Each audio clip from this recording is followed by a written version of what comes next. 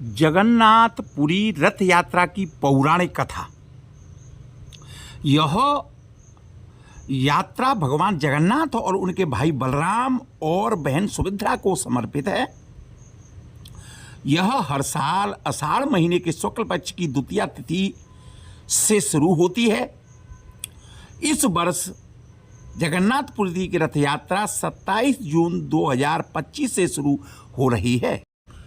पौराणिक कथा के अनुसार एक बार सुभद्रा ने नगर देखने की इच्छा जाहिर की, तब जगन्नाथ और बलराम उन्हें रथ पर बिठाकर नगर भ्रमण पर निकले और अपनी मौसी गुड़चा के घर भी पहुंच गए, जहां वे 7 दिन रुके। तभी से यह रथ यात्रा हर साल निकाली जाती है।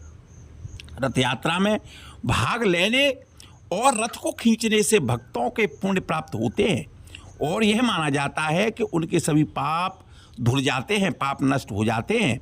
रथ यात्रा उड़ीसा की एक महत्वपूर्ण सांस्कृतिक और धार्मिक परंपरा है, जिसमें लाखों लोग भाग लेते हैं। रथ यात्रा सभी जातियों और पंथों के लोगों को एक साथ लाती है और भगवान जगन्नाथ के प्रति अपनी श्रद्धा व्यक्त करने का एक सुनहरा अवसर है। जगन्नाथ रथ यात्रा क्यों निकाली जाती है और इसके पीछे भक्तों और विद्वानों के अलग अलग मत क्या हैं, आज हम इस वीडियो में जानेंगे। एक आधुनिक मत के अनुसार कहा जाता है कि राजा रामचंद्र देव ने यवन महिला से विवाह कर जब इस्लाम धर्म अपना लिया था तो उनका मंदिर में प्रवेश निषेध हो गया था। तब उनके लिए भी यह यात्रा निकाली जाने लगी, क्योंकि वे जगन्नाथ जी के अनन्य भक्त थे और मंदिर में नहीं जा सकते थे। इसलिए जब रथ यात्रा निकलती थी तब वो उनके भरपूर दर्शन कर सकते थे। जबकि रथ यात्रा के पीछे और एक पौराणिक मत यह भी है कि स्नान पूर्णिमा यानी कि ज्येष्ठ पूर्णिमा के दिन जगत के नाथ श्री जगन्नाथपुरी का जन्मदिन होता है। उस दिन प्रभु जगन्नाथ को बड़े भाई बलराम जी तथा बहन सुभद्रा के साथ रत्न सिंहासन से उतारकर मंदिर के पास इस बड़े स्नान मंडल में लाया जाता है। 108 कलशों से उनका शाही स्नान होता है। फिर मान्यता यह है कि यह स्नान से प्रभु बीमार हो जाते हैं और उन्हें ज्वर आ जाता है। तब 15 दिन तक प्रभु जी को एक विशेष कक्ष में रखा जाता है, जिसे ओसर घर कहा जाता है। इस 15 दिनों की अवधि में महाप्रभु को मंदिर के प्रमुख सेवकों और वैद्यों के अलावा कोई और नहीं देख सकता है। इस दौरान मंदिर में महाप्रभु के प्रतिनिधि अलारनाथ जी की प्रतिमा स्थापित की जाती है तथा उनकी पूजा अर्चना की जाती है। 15 दिन बाद भगवान स्वस्थ होकर कक्ष से बाहर निकलते हैं और भक्तों को दर्शन देते हैं, जिसे नव यौवन नेत्र उत्सव भी कहा जाता है। इसके बाद द्वितीया के दिन महाप्रभु श्री कृष्ण और बड़े भाई बलराम जी तथा बहन सुभद्रा जी के साथ बाहर राजमार्ग पर आते हैं और रथ पर विराजमान होकर के नगर का भ्रमण करते हैं। इस तरह की कथाएं, पौराणिक कथाएं देखने को और सुनने को हमारे शास्त्रों में मिलती हैं। बोलो जगन्नाथ भगवान की जय। पर्यटन और धार्मिक महत्व के अनुसार इस स्थान पर धार्मिक जगन्नाथ जी का मंदिर उड़ीसा में पुरी में स्थित है। शास्त्रों और पुराणों में भी रथ यात्रा की महत्ता को स्वीकार किया गया है। स्कंद पुराण में स्पष्ट कहा गया है कि रथ यात्रा में जो व्यक्ति जगन्नाथ जी के नाम कीर्तन करता हुआ गुंडीचा नगर तक जाता है वह पुनर्जन्म से मुक्त हो जाता है। जो व्यक्ति श्री जगन्नाथ जी के दर्शन करते हुए प्रणाम करते हुए मार्ग में धूल कीचड़ आदि को लोटपोट कर जाते हैं वे सीधे भगवान विष्णु के उत्तम धाम को प्राप्त होते हैं। जो व्यक्ति गुंडीचा मंडप में रथ पर विराजमान श्री कृष्ण बलराम और सुभद्रा देवी के दर्शन दक्षिण दिशा को आते हुए करते हैं वे मोक्ष को प्राप्त होते हैं। रथ यात्रा का ऐसा पर्व है जिसमें भगवान जगन्नाथ चलकर जनता के बीच में आते हैं और उनके सुख दुख के सहभागी होते हैं।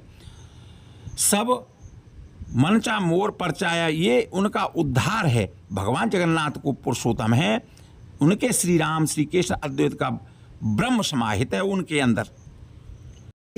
यात्रा कब से शुरू हुई, इसकी अनेक जो है पौराणिक कथाएं मिलती हैं, लेकिन एक कथा के अनुसार कहते हैं कि राजा इंद्रगुम्न जो सपरिवार नीलांचल सागर उड़ीसा के पास रहते थे, को समुद्र में एक विशालकाय काष्ठ दिखा। राजा ने उससे विष्णु मूर्ति का निर्माण करने का निश्चय किया और बढ़ई को बुलाकर विश्वकर्मा जी के स्वयं प्रस्तुत वहां पर हो गए और उन्होंने मूर्ति बनाने के लिए एक शर्त रखी कि मैं जिस घर में मूर्ति बनाऊंगा उसमें मूर्ति के पूर्ण रूपेण बन जाने तक कोई नहीं आएगा। राजा ने उसे मान लिया। आज जिस जगह पर श्री जगन्नाथ जी का मंदिर है, उसी के पास एक घर के अंदर वे मूर्ति निर्माण में लग गए। राजा के परिवारजनों को यह ज्ञात न था कि यह बढ़ई कौन है। कई दिनों तक घर का द्वार बंद रहने पर महारानी ने सोचा कि बिना खाए पिए वह बढ़ई कैसे काम कर सकेगा। अब तक वह जीवित भी होगा या मर गया होगा। महारानी ने महाराज को अपनी सहज शंका से अवगत कराया। महाराज के द्वार खुलवाने पर वह वृद्ध बढ़ई कहीं नहीं मिला, लेकिन उसके द्वारा अर्ध निर्मित श्री जगन्नाथ, सुभद्रा तथा बलराम जी की काष्ठ मूर्तियां वहां पर मिली।